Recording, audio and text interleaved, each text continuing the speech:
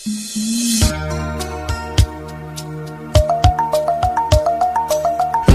do something good today.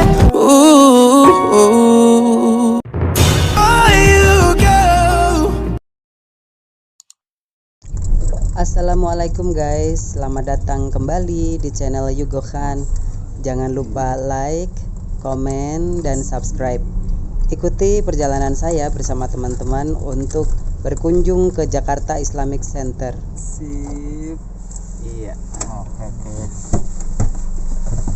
Tangan guys. Tangan guys. Ayo kita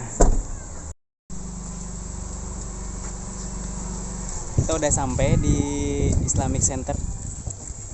Kita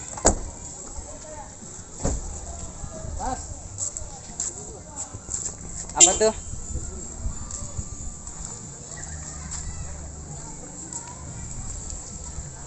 Cari makanan dulu. Baru nanti duduk di situ. Kita cari makan dulu. Cari makan, mau makan apa ini? Dia emang ada apa? Makan guys.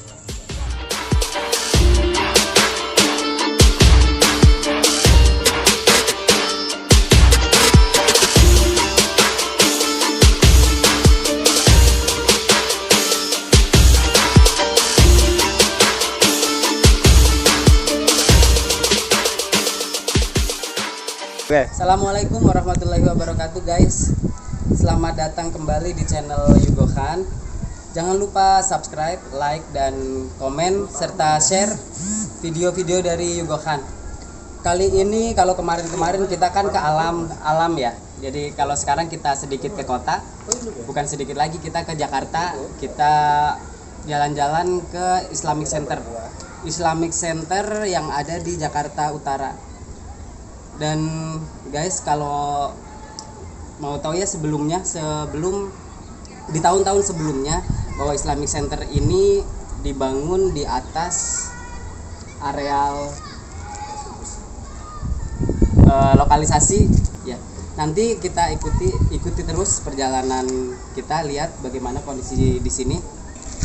Jadi sekali-kali kita jalan-jalan ke Islamic Center.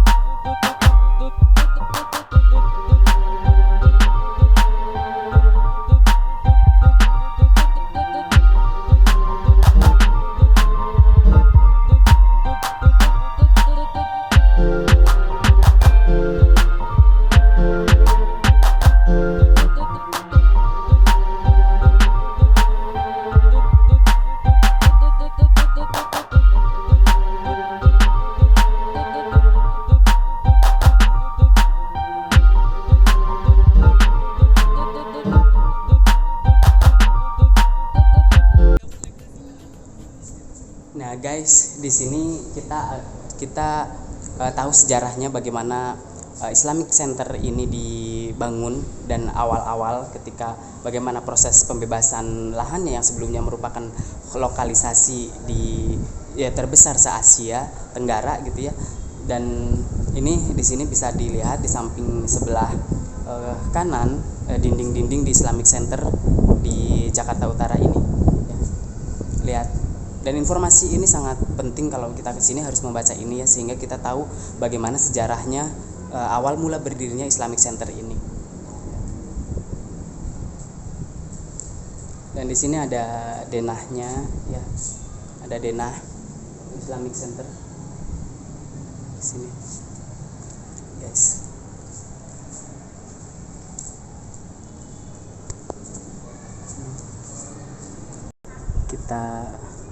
Kita baca ya, sahabat-sahabat semua di sini, bagaimana asal muasal dari daerah ini sebelumnya ya, dibacakan ya.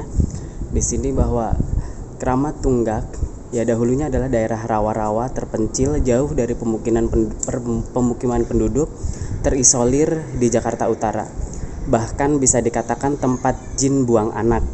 Namun kondisinya berubah setelah ditetapkan menjadi lokasi resosialisasi atau Lokres wanita tunasusila Kramat Tunggak berdasarkan SK Gubernur KDKI Jakarta nomor CA7/1/13/1970 tanggal 27 April 1970 tentang pelaksanaan usaha lokalisasi atau relokasi wanita tunasusila serta pembidangan dan tanggung jawab.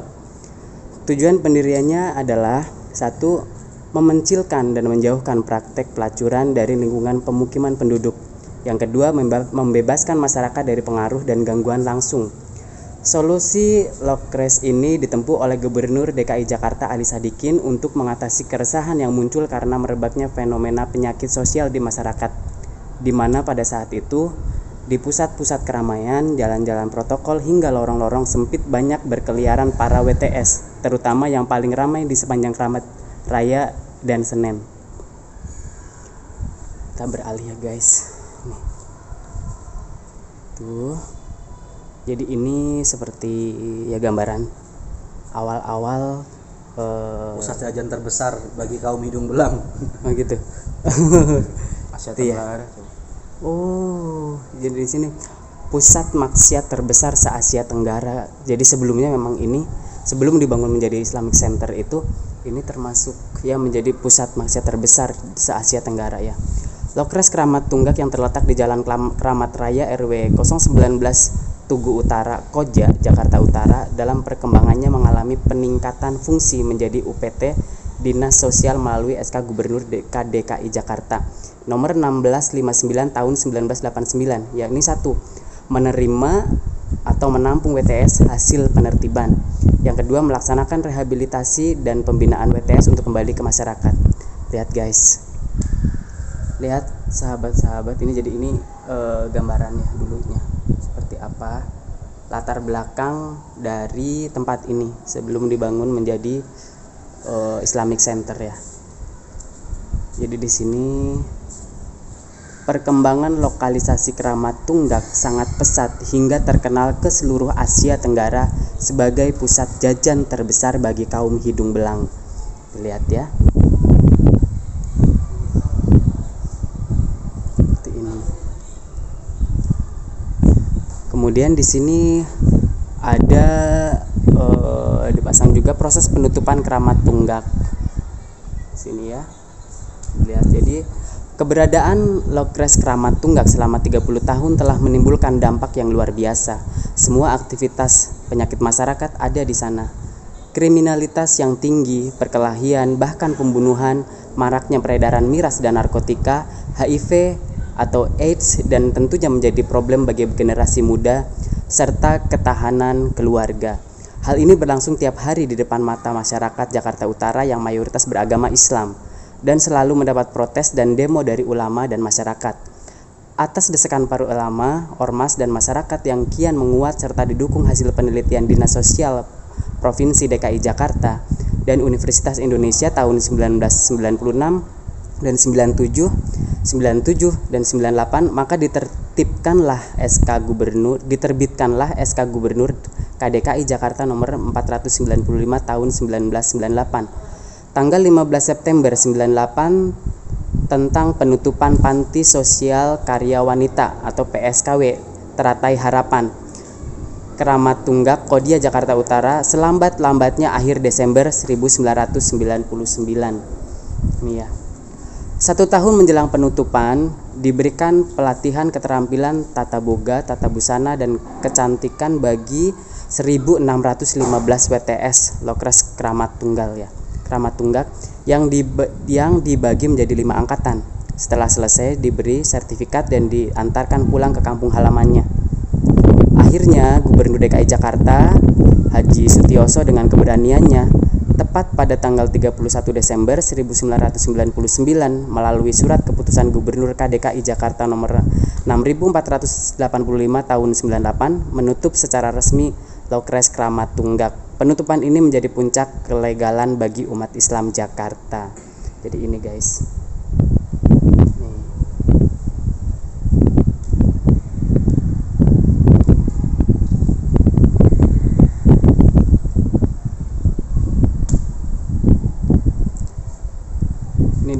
Dibacakan lagi ya. Inspirasi dari Haramain ya. Kemunculan ide menutup Lokres Keramat Tunggak dan mengubahnya menjadi Jakarta Islamic Center atau JIC yang keberadaan dan fungsinya 180 derajat berbeda dengan keberadaan dan fungsi sebelumnya boleh dikatakan sebagai hal yang kontroversial. Inspirasinya berasal dari Gubernur DKI Jakarta Sutioso menyaksikan kebesaran dan keagungan simbol-simbol Islam di Tanah Haramain dengan bangunan Ka'bah dan bangunan lainnya, sehingga muncul ide untuk memanfaatkan lahan ex Lokres menjadi pusat studi dan pengembangan peradaban Islam. Ya, dari perencanaan, peletakan batu pertama dan peresmian Masjid JIC ini ya. Lihat foto-fotonya. Nah, kemudian ada lagi di sini menjadi pusat peradaban Islam ya. Pusat Pengkajian dan Pengembangan Islam Jakarta atau yang lebih dikenal dengan Jakarta Islamic Center didirikan oleh Pemda Provinsi DKI Jakarta berdasarkan Peraturan Daerah Nomor 11 Tahun 2014 dengan visi menjadi pusat peradaban Islam. Kehadirannya diharapkan dapat memainkan peran strategisnya sebagai pusat pembaruan Islam menuju tata nilai kehidupan yang lebih Islami di Indonesia, Asia Tenggara, dan dunia internasional. Ini bagaimana proses-prosesnya dan kegiatan-kegiatan yang sebelumnya dilakukan di sini ya, sahabat.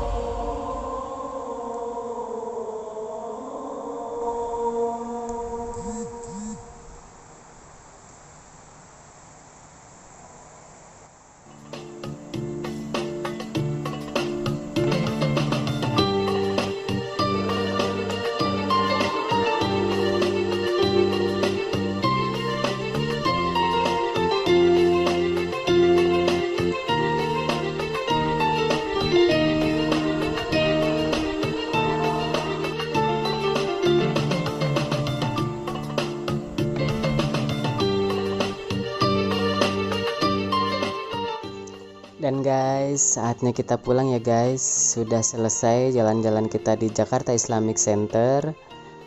Begitu banyak cerita, begitu banyak kisah, begitu banyak pelajaran yang bisa kita ambil dalam perjalanan kali ini. Semoga bermanfaat. Sampai jumpa kembali ya teman-teman semuanya. Sampai jumpa lagi.